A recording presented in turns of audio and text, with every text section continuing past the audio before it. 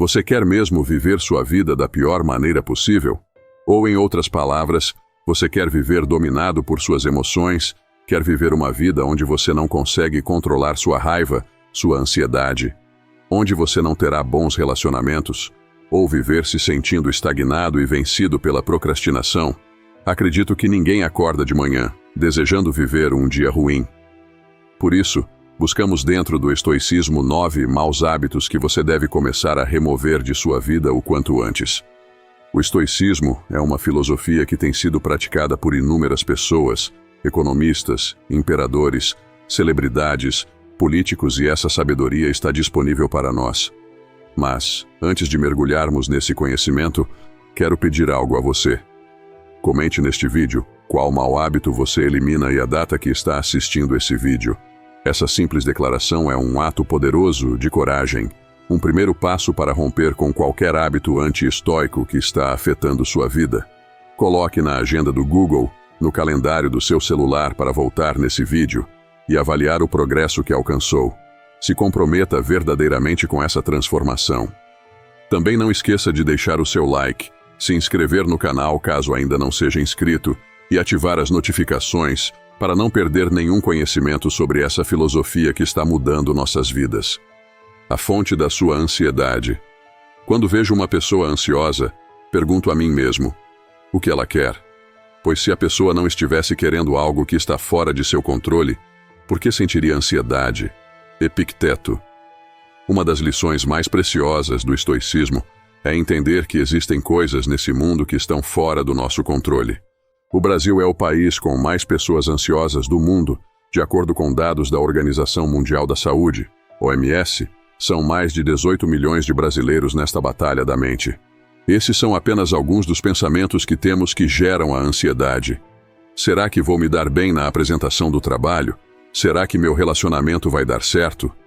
Que tenha sol no dia da viagem e não chova, pelo amor de Deus. Quando será que vão retornar da entrevista? Será que vou ser premiado no consórcio? Será que minha encomenda vai chegar hoje? Será que meu vizinho vai ligar o som alto? Será que vou ter dinheiro suficiente para pagar a fatura do cartão? Será que meus filhos estão sendo bem encaminhados na vida? Espero que o trânsito não esteja muito ruim na hora do meu compromisso. Espero que meu negócio dê certo. Todas essas situações têm uma coisa em comum. Como diz Epicteto, é querer algo que está fora de nosso controle. Sempre que estamos tensos ou sob pressão, ela vem. Ficamos com a respiração e coração acelerado, andamos de um lado para outro nervosamente, podemos piscar a pálpebra dos olhos involuntariamente e bater os pés sem parar. A ansiedade é um sentimento humano, como raiva, por exemplo. Os estoicos se referiam a essas emoções como paixão, justamente pelo mal que pode nos causar, se nos deixarmos ser totalmente dominados por elas. Quando a ansiedade fica fora de controle, a ponto de prejudicar o seu dia a dia, te impossibilitando de realizar suas atividades, te paralisar e até trazer sofrimento emocional para a sua vida, é hora de lidar com ela identificando os gatilhos e as raízes que a desencadeiam. Se você quer mudar os frutos, primeiro tem que trocar as raízes. Se você só identificar os gatilhos que te deixam ansioso e não mudar suas preocupações, ou seja, as causas, todas as técnicas de como lidar com a ansiedade falharão. Como seres humanos não estamos acima da natureza, somos parte dela. Portanto, quando respeitamos as suas leis e cuidamos das nossas raízes, da nossa mente, do nosso mundo interior, a vida flui suavemente. Se não fizermos isso, viver se torna difícil. Em toda floresta, fazenda, plantação, é o que está embaixo da terra que gera o que está na superfície. Portanto, é inútil se concentrar apenas nos frutos que já estão maduros. Não podemos mudar aqueles que já estão pendendo dos galhos, mas podemos modificar os que ainda vão nascer. Para isso, precisamos cavar a terra e reforçar as nossas raízes.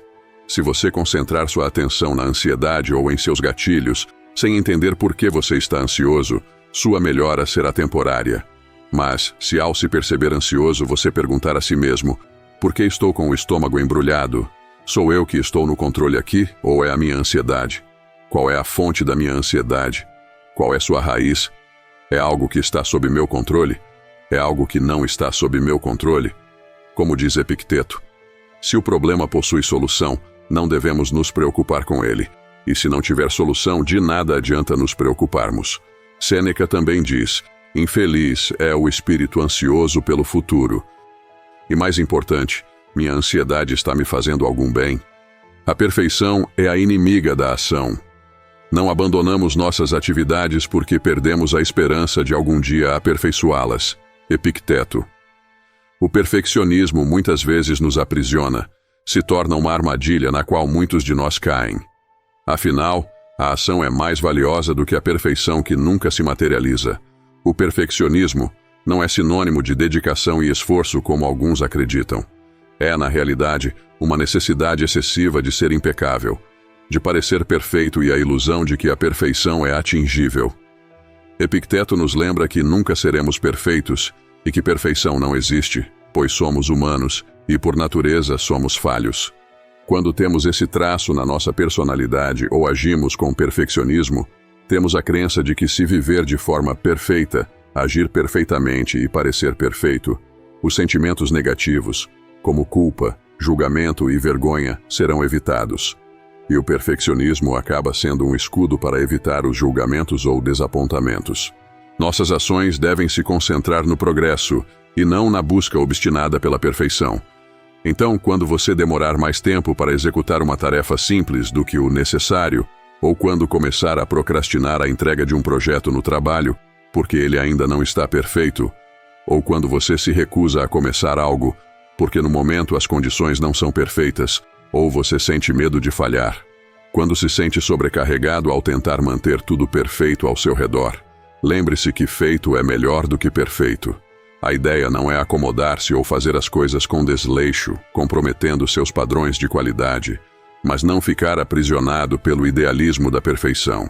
Avançar é mais importante. Nas palavras de Marco Aurélio, faz agora o que a natureza exige de ti. Vai direto ao que interessa se isso estiver em teu poder. Não olhe em volta para ver se as pessoas saberão disso.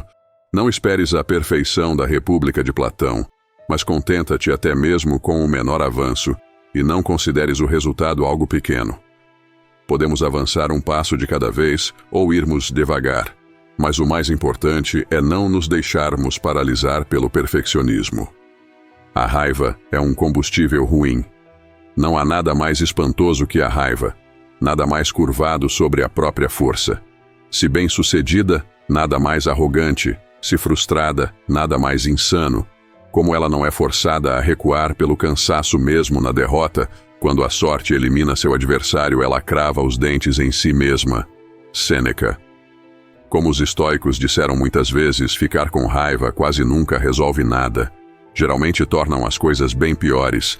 Ficamos cegos, perturbados e acabamos contaminando todo o ambiente, deixando todos tensos e aflitos, enquanto o problema continua longe de ser resolvido.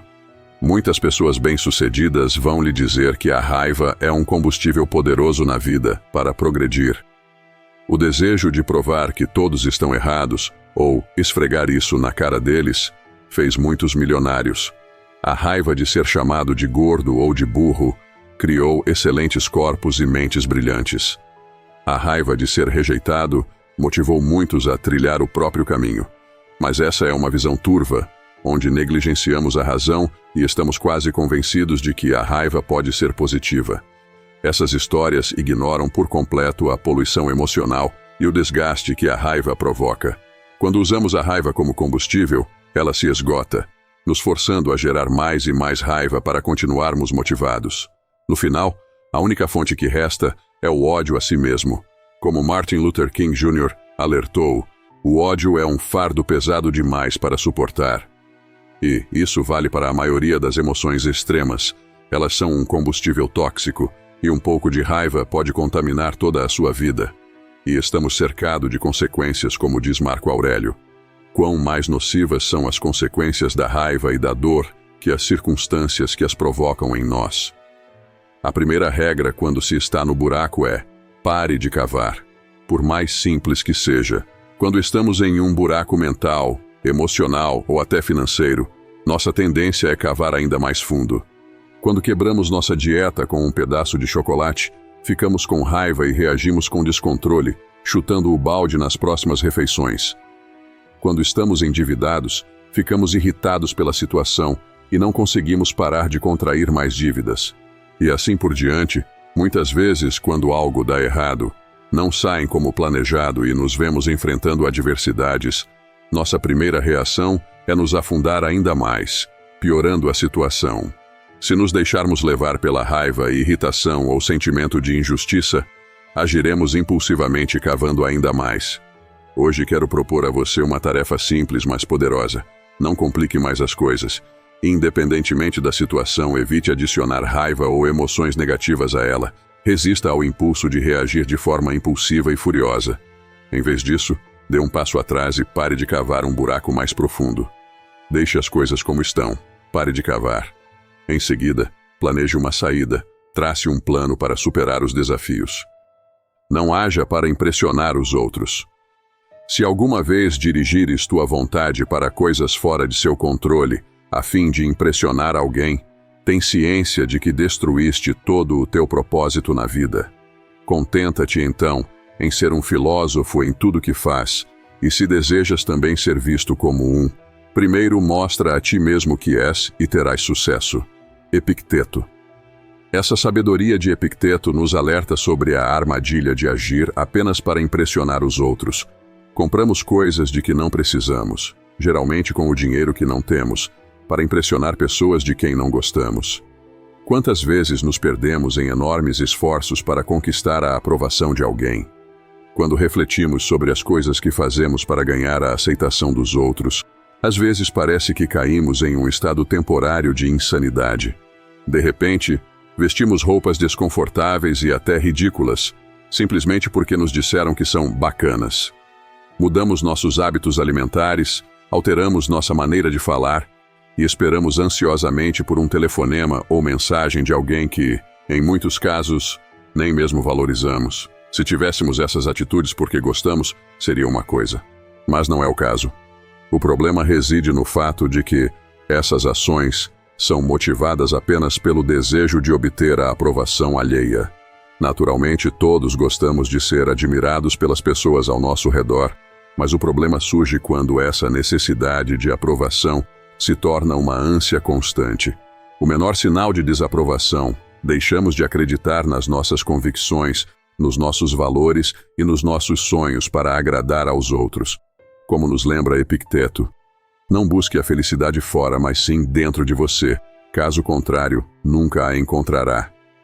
Se colocarmos nossa felicidade nas mãos da aprovação alheia, seja dos seus pais, sua esposa, seu marido ou seus amigos, estaremos fadados a ser reféns das expectativas dos outros, em vez de vivermos de acordo com nossas próprias convicções e valores. Se liberte da necessidade de impressionar os outros e encontre a verdadeira felicidade dentro de si mesmo. As únicas coisas que estão sob seu controle são seus julgamentos, opiniões e valores. É neles que você deve manter seu foco. Respeite suas próprias convicções e persiga seus sonhos com determinação, independente da aprovação externa. O seu sucesso será medido pela autenticidade, não pela aceitação alheia. Pequenas compulsões de hoje se tornam vícios de amanhã.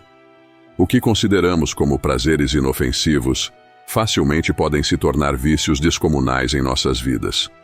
Começamos com um cafezinho pela manhã e depois não conseguimos mais ficar sem ele no início do dia. Verificamos nosso e-mail ou WhatsApp, porque isso faz parte do nosso trabalho, e logo passamos a sentir a vibração fantasma ou a ouvir o toque a cada 2 segundos que estamos sem ele na mão. Comemos um doce após o almoço e, todos os dias, precisamos desesperadamente de um doce. Lemos um comentário para saber a opinião dos outros e rapidamente não conseguimos entrar e sair de um vídeo sem ficar meia hora nos comentários. Com pouco tempo, esses hábitos inofensivos passam a comandar nossa vida. Começamos a apostar em jogos de azar de vez em quando, só por diversão, mas a busca por essa emoção pode se tornar um vício que consome nosso dinheiro extra, depois nosso salário todo e nossos relacionamentos. As pequenas compulsões e impulsos que temos não somente corrompem nossa liberdade e soberania, como também confundem nossa clareza. Pensamos sempre que estamos no controle, mas essas dependências significam que não estamos no controle de nossa vida. O vício está. Seja sincero com você mesmo nesse momento. Você está mesmo no controle? Qualquer pessoa que verdadeiramente queira ser livre, disse Epicteto, não desejará algo que esteja realmente no controle de outrem, a menos que queira ser um escravo. Como disse um dependente, o vício se dá quando perdemos a liberdade de nos abster. Recuperemos essa liberdade. Somos todos dependentes de uma maneira ou de outra. Esses vícios podem variar para cada um. Tomar refrigerante, usar drogas, reclamar da aprovação de alguém, criticar tudo e a todos, fofocar, navegar na internet, pornografia, jogos. Mas você precisa recuperar a capacidade de se abster, porque é nessa capacidade que reside sua clareza e seu autocontrole. Nas palavras de Sêneca, é parte da cura o desejo de ser curado. É por isso que devemos nos fortalecer pondo à prova essas dependências antes que elas se tornem grandes demais. Você pode tentar passar um dia sem isso ou aquilo. Pode se submeter a uma dieta por um mês. Pode resistir ao impulso de pegar o telefone e postar nas redes sociais. Já tomou um banho frio? Não é tão ruim depois de umas 2 vezes. Já ficou uma semana sem açúcar? Foi assim tão ruim? Sobre os vícios, ou você se torna invulnerável à sua dependência, ou se torna seu escravo. Mostra-me alguém que não é escravo. Um é escravo da luxúria, outro da cobiça, outro do poder, e todos são escravos do medo. Eu poderia nomear um antigo cônsul, que é escravo de uma velhinha, um milionário que é escravo de uma faxineira. Nenhuma servidão é mais abjeta que a autoimposta. Sêneca. Você não precisa dar opinião. Temos o poder de não ter opinião nenhuma sobre algo e não deixar que nossa alma seja perturbada, pois as coisas não têm o poder natural de moldar nossos julgamentos. Marco Aurélio. Aqui está um exercício intrigante. Pense em todas as coisas perturbadoras das quais você não tem conhecimento. Coisas que as pessoas podem ter dito sobre você pelas costas, erros que passaram despercebidos, coisas que você deixou cair ou perdeu, sem nem sequer perceber. Qual é a sua reação? Nenhuma, porque você não tem conhecimento disso. O que é má sorte? Opinião. O que são conflitos, briga, acusação, irreverência e frivolidade? São opiniões. E mais do que isso, são opiniões que se situam fora de nossa escolha racional, apresentadas como se fossem o bem ou o mal. Deixa uma pessoa mudar suas opiniões apenas para o que pertence ao campo de sua escolha, e garanto que ela terá paz de espírito, seja o que estiver acontecendo à sua volta. Epicteto. Opinião. Todo mundo tem uma. Pense sobre todas as opiniões que você possui. Se o tempo hoje é conveniente, se as ações de alguns colegas de trabalho são éticas, se alguns familiares têm consideração com você. Sobre o relacionamento de amigos, em como as pessoas vivem suas vidas, se é certo ou errado, se fulano é grosso ou não, se você é bem-sucedido ou não, e assim por diante. A toda hora, estamos olhando para o mundo à nossa volta e expressando nossas opiniões sobre ele. E frequentemente nossas opiniões são moldadas por modelos e paradigmas, por nossas experiências de vida, nossas expectativas e às vezes por nossa ignorância e falta de conhecimento. Em especial quando ter uma opinião nos deixa contrariados, irritados, bravos, isso consome totalmente nossa energia. Pratique a habilidade de não pensar absolutamente nada sobre determinada situação. Já fazemos isso. Quando não temos consciência da situação, precisamos aprender a cultivar esse poder conscientemente, em vez de apenas exercê-lo acidentalmente. Faça dessa situação algo irrelevante ou inexistente para você, e assim, ela perderá o poder sobre você. Em outras palavras, é possível não ter uma opinião sobre algo que aconteça ou que você conheça, em vez de permitir que sua energia seja sugada por isso. Gaste seu tempo no que realmente importa na sua vida. Você mesmo, seu crescimento pessoal, suas metas, e cuidando e servindo as pessoas que verdadeiramente importam para você. Síndrome da Gabriela. Eu nasci assim. Se fores derrotado uma vez e disseres a ti mesmo que vencerás, mas continuares como antes, saiba que no fim estarás tão doente e enfraquecido que acabarás por não perceber teu erro e começarás a racionalizar teu comportamento. Epicteto. Eu simplesmente nasci assim. Nunca aprendi nada diferente. Todo mundo faz isso. Que tipo de afirmações são essas? São as desculpas que as pessoas usam para justificar permanecerem como são, em vez de se esforçarem para se tornarem melhores. Conforme nos diz Epicteto, quando continuamos agindo da mesma maneira, sem mudar nossas ações, passamos a justificar nosso comportamento. Resistir à mudança nos priva das oportunidades que a vida oferece. A realidade é que o mundo evolui. Assim, devemos evoluir também. Há 20, 30 anos, se você tivesse um diploma de faculdade, era garantia absoluta de um emprego estável e carreira de sucesso. No entanto, hoje a internet abriu portas para novos tipos de trabalho e profissões que não existiam antes, muitos dos quais não exigem a necessidade de uma formação acadêmica formal. Foi dito que a definição de insanidade é fazer a mesma coisa repetidamente e esperar resultados diferentes. No entanto, isso é exatamente o que a maioria das pessoas fazem. Elas dizem a si mesmas que hoje não vão se irritar, hoje não vou deslizar ou cometer os mesmos erros, mas seguem a mesma rotina, não fazem nada realmente diferente e seguem esperando que, de alguma forma, funcione desta vez. No entanto, esperança não é uma estratégia.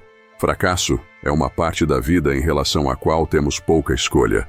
O fracasso faz parte da vida e não temos controle sobre isso. No entanto, aprender com o fracasso é uma escolha. Devemos optar por fazer as coisas de maneira diferente, ajustar e mudar até que alcancemos o resultado desejado. Mas isso é difícil. Insistir em velhos padrões de fracasso é fácil. Não requer reflexão ou esforço adicional, e é por isso que a maioria das pessoas continua a fazê-lo. Entretanto, devemos lembrar que a mudança é o caminho para o progresso e o crescimento pessoal, enquanto a resistência à mudança nos aprisiona na inércia. Não seja carregado pela preguiça.